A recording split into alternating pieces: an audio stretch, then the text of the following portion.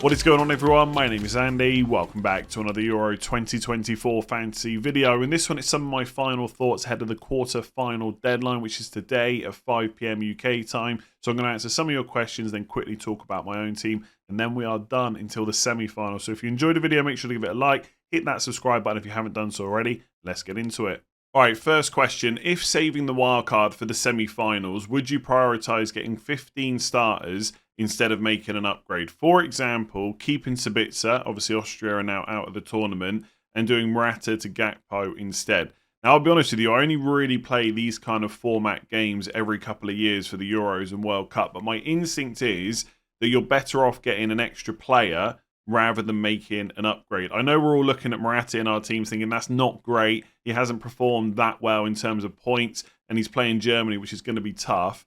But I think having Morata and another player is better than making an upgrade, because Morata could get something in that Germany game. The only way I would think I would make the upgrade instead of getting the extra player is if it was for captaincy reasons. So if you think Gakpo is absolutely the best captain on the second day for the quarterfinals, and you really want him in case things go wrong on the first day, then maybe you make the upgrade. Otherwise, I think you take the extra player, right? Because Morata could get something, and obviously whoever you bring in is definitely going to get more than what Sabitzer gets. And with the ability to twist on subs and captain and stuff like that, I think it makes more sense having the extra players. I could be wrong. If you're someone that has played the Champions League game, for example, for many years, leave a comment below and let me know if you think different. But unless it's for captaincy reasons, I feel like you just get the extra player. So would you prioritise defenders with ball recoveries or defenders with attacking threat? And I've mentioned a couple of times over the last few videos that I've got Cancelo from Portugal for €6 million, and I'd probably be better off with Pepe, who only costs 5 million, because he's so good for ball recoveries. Even if I don't need that million for an upgrade, it might just be better to go for Pepe. I do find it difficult to pick a player like that over someone with attacking threat, because you want that big score. That's what you're always picturing. But I do feel like a defender that can constantly get those ball recoveries has a higher floor. So they're more likely to get a decent score, but they're probably not going to go and get you that 15-pointer. But also, the further we get into the competition, the tougher teams you're going to have, the more teams are going to want to sit back because they're going to be a little bit afraid of going out and stuff like that. And I feel like defenders with attacking threat have got less room to try and get those attacking returns because they're starting to play tougher teams. So it probably depends on which team you're looking at, right? So for example, if I was buying a defender for Portugal versus France, I would say there's not much chance of Portugal scoring a huge amount of goals in that game. There probably is a good chance that Pepe is going to get a few ball recoveries against that France attack. So I'd probably pick Pepe. I think for the Netherlands, for example, they've got Turkey, and then they're going to play either England or Switzerland. I'd maybe be a little bit more tempted if I was going for a Netherlands defender to still pick Dumfries, who can get you those attacking returns. It hasn't happened yet, but we know he's capable of doing that, and he was quite attacking against Romania in particular. I'm sure he'll get forward against Turkey, but you can go for someone like De Vrij, who in the last game against Romania got 9 ball recoveries, right? So he's finished on 9 points, whereas Dumfries, let me just come here, only finished on 5 points. Now, obviously, if he goes and gets an assist or a goal, suddenly he beats De Vrij, but that's that high floor versus the ceiling thing you're talking about. So overall, as a broad answer, I think I'd probably start prioritising defenders for good ball recoveries rather than going for the attacking threat, because a lot of the weaker teams are now out of the tournament, so it's going to be more difficult. But for someone like the Netherlands, where you think they probably are the stronger team out of them and Turkey, and they will get plenty of chances, I feel like I'd maybe still go for Dumfries. Like for England, for example, I know Mark Gay is suspended. He has been incredible for ball recoveries, but if we found out, I'm going to talk about in a minute, that Trent was starting in the back three and he was going to be the wing back, I'd still find it very difficult to go for Gay if he was available to play over someone like Trent, who could potentially go and get you those attacking returns, because Switzerland, as good as they have been, is not as tough as playing a France, Portugal, Spain, Germany, etc. So I think the broad answer is I'd probably start going for ball recoveries now, especially if there's a defender that's constantly shown over 3 to 4 games they've been good for them. But in certain cases, I'd maybe still go for that attacking threat, because I'd want that big score, even if it's unlikely. So speaking of Trent Alexander-Arnold, next question, is Trent a possible option? Now the answer is maybe. I hope so, but I cannot guarantee it. There's already tweets that have started coming out from journalists saying that Gareth Southgate is thinking about going to a back three against Switzerland. Now, for me, when journalists start saying he's thinking about it, it's already done, right? I'm pretty sure England are going to play with a back three against Switzerland. Again, I cannot guarantee it, but when that starts getting spoken about, that's almost like a leak that it is happening. And it doesn't surprise me because, one, England have played terribly with the back four so far, but also Switzerland play with a back three. And we saw in Euro 2000, when England played a back four in the group games, when they played Germany in the round of 16, and Germany were playing a back three at the time, Southgate matched them up. So I think that's what he's going to do. Plus, they've been terrible. It means Saka can go and play left wing back, which is the most likely option. We've then got a left footer for width, etc. Right? So there is a chance that Trent will play. It would make the most sense. But the reason I say it's not a guarantee is because Southgate can essentially use the same 11 he's played in pretty much every game, but just rejig it, right? So you have Konza, so you have Walker, who's played right back as the right centre back. You have Stones in the middle, and then Konza, who will come in for Gay, as the left centre back. Trippier, who's played left back, could play right wing back. Saka, who's played right wing, could play left wing back. Then you've got Mainu and Rice in the middle, Bellingham and Foden in front of them as 2 10s, and then Kane up front. So it's possible it will just be a formation change, and obviously the one swap would be Gay for Konza. That's been forced because of the suspension. And that could be it. My hope would be it'd be that exact same team I've read out, but with Trent instead of Trippier, because his delivery is so much better, right? He's a better attacking. I mean, Trippier's not bad, right? But Trent is better. So he's a possible option, and I really want to go for him myself, but it's not a guarantee. The one good thing is, for fantasy at least, maybe not for England's chances of the tournament, journalists do leak stuff, right? Even if they come out and say Southgate is thinking about playing Trent right wing back, to me that basically means he is going to play right wing back. So keep an eye on stuff as we get closer to the deadline. Will I go for it if we don't have any leaks? I might do. I'm almost certain we're going to play a back three now. I think like if Trent's going to come in, it's when he doesn't necessarily have to do quite as much defensive work because Southgate doesn't trust him as a right back. And with Walker right centre back, there's a lot of cover there.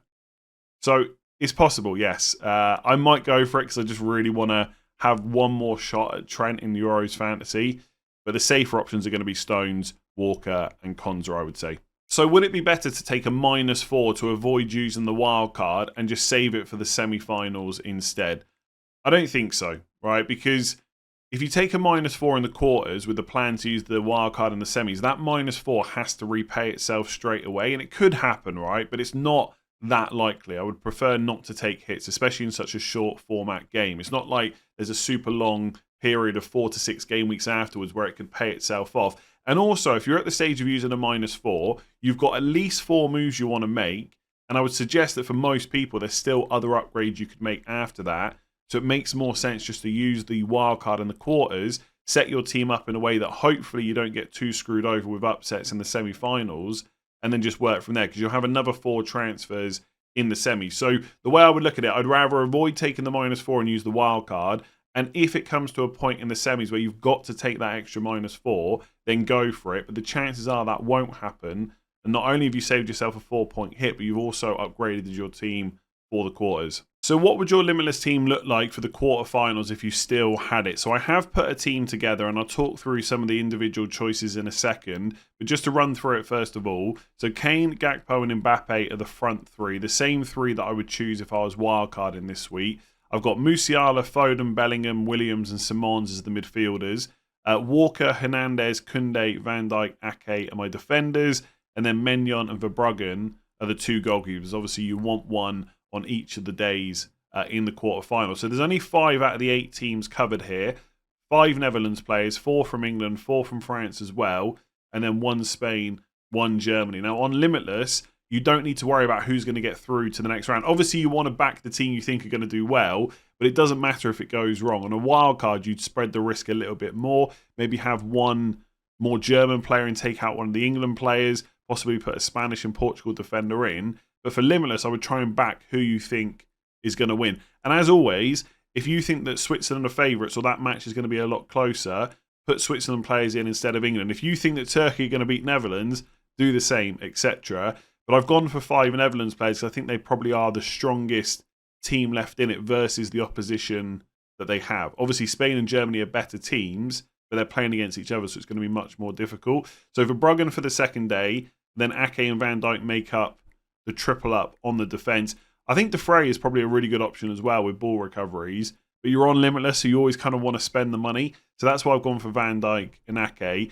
It's also a triple up on the French defence with Koundé, Fernandes and Maignan. But I just think if someone's going to get a clean sheet on that first day, it's most likely to be France with the way they set up. They've been here plenty of times before. They're happy to soak up pressure and they do it well. Obviously, you've got Kanté in midfield as well, which helps. I just think if they're going to get a clean sheet, it's going to be them. And at some point, you've got to pick defenders. And I don't think that, Portugal, Spain and Germany necessarily have any super attacking defenders where I would put them in ahead of a defender that I think's got a higher chance of getting a clean sheet. I mean, you could maybe say Cancelo, possibly Raum if he starts for Germany as well. But I think I would just back the French defence. But if I was going to remove any of these defenders, it probably would be Koundé for either Cancelo, Pepe, or a Germany-Spain defender instead if you wanted to. I mean, you could, again, split the risk. If you think England and Switzerland's going to be close, you could maybe put a Kanji in there instead. But I think I'd go for the triple French defense. I don't know, I'm looking at it saying, would I actually do that? I think maybe I'd swap Koundé out for someone else, but I'd definitely go double up on Fernandes and Maignan. Kyle Walker, at the time of recording, I've talked about Trent at another point in this video, is the safest option, but any indication that Trent's going to start, and he would be my England defender instead. Part of the reason that I've put Foden in here is because since recording the other videos for the quarterfinals, there has been these tweets that have come out saying that England they are going to play a back three, right? Again, I've said this in the video at some point already. I'm recording this at different times, so I've already recorded some of it. That's why I'm a bit confused about where I said it. But they're going to play a back three, and it's almost certainly going to be Bellingham and Foden as the number 10s. So Foden's going to play central without having to come off the left. I mean, I'm sure he'll drift right, but he's going to be in a better position for him. And he's going to be quite a bit of a differential, I think. I'm just going to look up his ownership. It's probably quite high. Yeah, it's 16%, so it's not super low. But most people you hear on YouTube or on Twitter, they're just not even thinking about him. I just think 16% is quite low. And he hasn't delivered yet, neither of England at all, really. But we know how good he is. And I think if he's playing in that more central position, with Saka hopefully being left wing back to provide the width, it can only be a good thing. So I'd be tempted just to take the punt on him rather than going for like a Sané or a Wirtz or a Rodri who are playing against each other. Again, on Wildcard, I probably wouldn't select Foden. But on Limitless, I probably would. And I just think Williams and Musiala as midfielders for their teams are just the best options. You could go for Rodri or Ruiz if you wanted to, Wirtz or Sané, whoever starts. But Musiala and Williams seem like pretty obvious picks if you're going to go outside of the teams that I've already mentioned. With Simons, there's maybe some slight concerns about his minutes. 62 minutes in match day 1, 73 match day 2, 55 match day 3. But he played the full 90 in the quarterfinal. In the round of 16. And I also think, I haven't gone back and double checked, but I think he played in that right wing position in some of these other matches, and he played more central against Romania. He's very good. I think Koeman even mentioned it. So he's going to start again, and his minutes were good. And then the front three, I feel like kind of picks themselves, to be honest with you. Like, I know Mbappe hasn't been brilliant, but I just never want to leave him out, especially on Limitless when you've got unlimited budget. Kane nailed on penalties, and a decent enough fixture, as I've said already. You'd rather have a player against Switzerland than against Spain. So I wouldn't pick Havertz or Morata.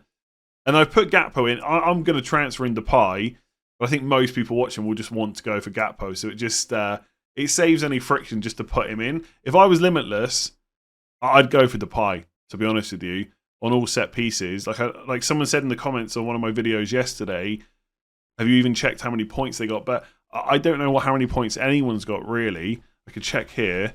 Depay's got 12 and Gakpo's got 30. But that can quickly change. We've only had 4 matches, right? Things can change quickly, and this guy's on all set pieces. So I would pick him, but Gakpo's the one that most people will go for. So I think that looks pretty good. I mean, if I was using the Limitless chip, I'd have 5 England, but that's a whole different story. I think for the normal person that's not so worried about England, I'd go for something like this. I think one defender, Kane and Bellingham, is more than reasonable for anyone. It's just the Foden spot if you want to change it. And as I've said all along, if you want to go for Switzerland players instead, that's absolutely what you should do. But Limitless, I'd probably go for something similar to that. Maybe 1 or 2 changes, but overall I think it looks good. So would you prefer to change Fernandes for Musiala or Ronaldo for Kane? Now, there was a few variations of this question. Basically, people really want to get rid of one of their Portuguese attackers, which is fair enough. France is going to be a tough game. If I could reframe the question for a second, if I had to pick one of Ronaldo or Fernandes for the quarterfinals, and it was just in isolation, it didn't affect any of my other picks, I think I'd go for Ronaldo. Despite what's happened so far, he's still getting chances. He'll almost certainly still be first choice penalty taker. He's going to start, and from what we've seen so far, he's not going to get subbed early. Even if they go deep into extra time, he's going to be on the pitch. And I understand that so will Fernandes, but because of the goal threat, I'd probably pick Ronaldo. But when you add extra players in like this, it becomes a bit more difficult because obviously Fernandes and Ronaldo are playing the same team. Musiala's got to play Spain, which you would say is tougher than Kane against Switzerland. And I fully get that Switzerland have been very good so far and England have been poor. And for a lot of people, Switzerland are the favourites going into this game. But you'd still rather play Switzerland than Spain, right? If you're supporting a nation that's still in the tournament and you could pick one of those, you'd pick Switzerland. So I think we can say that is the easier game. But can Germany test that Spain defence? Because Croatia could have scored, right? They had enough chances. Then they've played, who else? Albania and Italy have been poor. I mean, Albania were actually quite fun to watch, to be honest, but they were still a much weaker team than Spain. Then they played Georgia, who are quite low rank coming into the tournament. So Germany's going to be a proper test. So can Musiala and co get chances? They probably can. But I still think I'd rather bring in Kane. Like, if I'm taking out one attacker who's playing against a tough team either way, then I'd rather go for Kane on penalties with a slightly easier fixture than to bring in Musiala. So when I look at it like that, Kane and Fernandes or Musiala and Ronaldo, I probably prefer the combination with Kane. I am trying to take my bias out of it, although it is always difficult to completely do that. But I still think for the reasons I've mentioned, Musiala having to play Spain, Kane with the easier fixture, plus on penalties, more goal threat, you would say. I think I've got to go for the Kane Fernandes. So I prefer Ronaldo in isolation, but as a combination, I go for Kane and Fernandes. One other one that came in was, would I drop Ronaldo to Gakpo or Fernandes to Simons? So again, it's Ronaldo and Simons or Fernandes and Gakpo. In that case, I'd probably rather go for Gakpo. So as much as I think Ronaldo is probably the better option, for a lot of people, it probably makes a little bit more sense to get rid of him. You're not going to captain him or anything like that, I would say. So yeah, hopefully that's helped. It's weird. I think Ronaldo is probably the slightly better pick, but for most people, it probably makes sense to sell him. If that makes sense, it probably doesn't. So is Arda Güler a good punt if I'm planning on using my wildcard in the semi-finals? I only have 6.2 million to spend. And I think the short answer is yes. In terms of punts, I think he's quite a fun one. Not many people are talking about him either. And there's no real risk there because if Turkey do get eliminated by the Netherlands, you've got your semi-final to back you up, being able to change all 15 players, of course. And Güler's already got at least one return. I can't remember. I feel like he scored twice, but I think I'm also probably wrong about that. It was 1 goal and man of the match, plus 3 ball recoveries in the first match day. And again, it was an assist, sorry, not a goal against Austria. So 2 returns in 4 games. He didn't even play one of them, I think. Yeah, match day 2, he only got 20 minutes against Portugal. I think they just rested him for the 3rd group game. So he's going to start. I'd be very surprised if he doesn't. He's just another one of those exciting young players that are fearless in this tournament, like Musiala, Jamal, etc.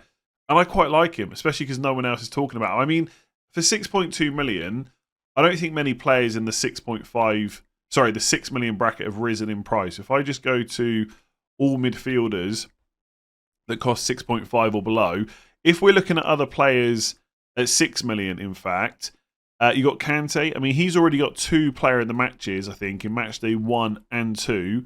He's very good for ball recoveries, but also Portugal's going to be the toughest team that France have faced so far. So you could look at it one way and say there's going to be more opportunities to win the ball back, but it's also just going to be tougher in general. I mean, Netherlands obviously wasn't easy. Austria played well, but Portugal is probably going to be their toughest test.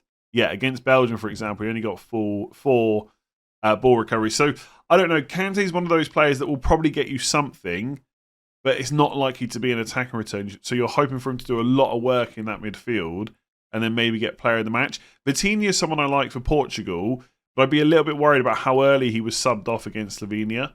Now, again, maybe that's because it was the opposition. They wanted to get more attacking players on, and I'm sure he'll start against France. The fact he was subbed early would probably put me off a little bit. Xhaka's had a bit of an injury concern, but as far as we know, he's probably going to be fine to play against England. He's another one where you're mostly looking for ball recoveries.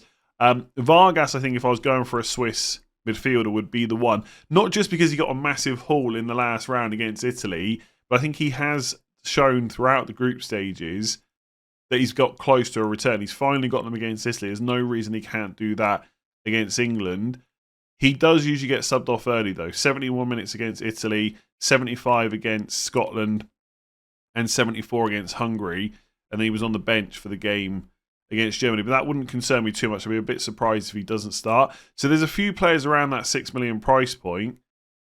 But I actually think, I don't know, I think Güler might be the most exciting one. If you can go up to 6.5, which I know you can't in the question, but other people might have a bit more to spend, then you've got the likes of Declan Rice, Ruiz, Rodri, etc. for Spain. But I think for 6.2 or below, I think I'd probably go for Güler, especially when you've got that wildcard spare for the semi-final, because there's just much less risk there. So in terms of a punt differential, he is, let me just check here, he's 7% owned. I like him. So I'm just going to end by quickly talking about my own team because, to be honest with you, nothing has changed since the team selection video yesterday. I am recording this video on the 4th of July in the morning because it's my birthday on the 5th and I don't want to make videos on my birthday unless I absolutely have to. The only real thing that's come out since I recorded the team selection video is England probably playing a back three. So I'll come on to that in terms of my transfers in a second. Quick reminder about how the team is set up. Kane, Morata, Mbappe is my front three. I'm probably going to captain Mbappe on day one. Then midfielders are Gundogan, Fernandes, Bellingham and Nico Williams, with Sabitzer on the bench, and obviously Austria have been eliminated from the tournament. I've got Cucurella, Cancelo and Lenormand from Spain as my back three, with Van Dijk ready to play against Turkey on day two, and then Gay, who's suspended, so I need to use a transfer on him. And then my goalkeepers are Costa and Pickford. I'm more than happy with the goalkeeper situation. I think it's fine. It could be better on Wildcard, but it's not the end of the world. So my three transfers are going to be Morata to Depay. I'm pretty sure I'm going to go for him. I know everyone's screaming to go for Gakpo, and he's the obvious pick. But he is, let me see if he's changed since I recorded team selection. He is now 29% ownership. I'm pretty sure Gakpo was 26 the last time I recorded, whereas Depay is 4%. So he's a bigger differential. I'm fairly certain he's on penalties. If he's not, hopefully it'll be Van Dijk anyway, who's in my team, and he takes all set pieces.